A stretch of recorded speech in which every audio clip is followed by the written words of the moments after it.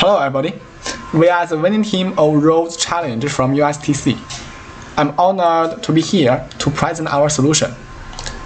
Our presentation will consist of the following 5 parts. The first is an introduction to the Roads Challenge. The focus of the challenge is to develop solutions that can reduce the performance gap between the training side and real-world test scenarios. The challenge is set up with multiple video corruption methods to randomly selected frames of spatial corruption from HMDB 51P are shown here. We can see that the video has serious noise problems or compression problems. The challenge faces the following difficulties. Firstly, the artificially corrupted video dataset is 4 times the size of the original, of which Kinetics 400p reaches 724 GB, which puts a great burden on the inference. Secondly, the dataset is severely corrupted and there are very many types of corruption. Finally, in comparison with images, videos also involve temporal corruption. Facing the above challenges, as seen in our overview solution in the figure, we take the transformer as the backbone, adopt the multi-scale sampling strategy to get frames of different scales, and then the spatial corruptions and the data augmentation are performed on these frames to enhance the generalization performance of the model. Finally, the models of different scales are assembled to obtain the final prediction results. For spatial domain robustness, during the data processing, we simulate 20 corruption methods with a 50% probability to be randomly applied on video sampling frames for training, which improves the robustness of the model in the spatial domain. For temporal domain robustness, we believe that due to the powerful global modeling capability of the transformer, increasing the sampling interval not only doesn't affect the modeling of temporal features, but also weakens the effect of temporal corruption. And we innovatively propose a multi-scale sampling strategy by setting different scales to train the model, which can learn different temporal scale features and mitigate the impact of temporal costs on the model.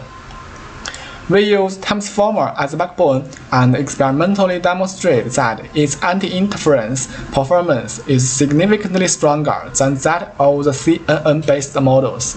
Also, we take trade-offs to ensure the consistency of clean samples and disturbed samples in input and output space. And finally, we assemble the multi-scale sampling models to capture video sequence information more comprehensively. To determine the optimal corruption ratio, we conducted experiments using HMDB 51, corrupt videos at different ratios and checked its accuracy on HMDB 51P. The results show that the model has the best robustness when the corruption ratio is 50%. After determining the corruption ratio, it is also necessary to determine the severity of corruption.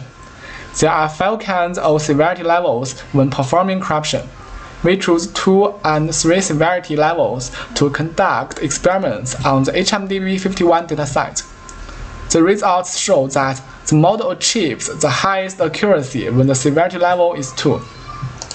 Thanks to the powerful global modeling capability of the transformer model, we find that appropriately increasing the sample interval not only doesn't affect the modeling of temporal features, but also weakens the effect of temporal corruption.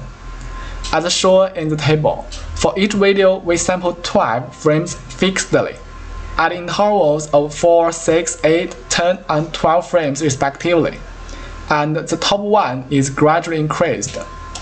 Since average number of frames of HMDB 51 is 96, we ensure that frame interval product clip length is near 96 when we perform multi-scale sampling.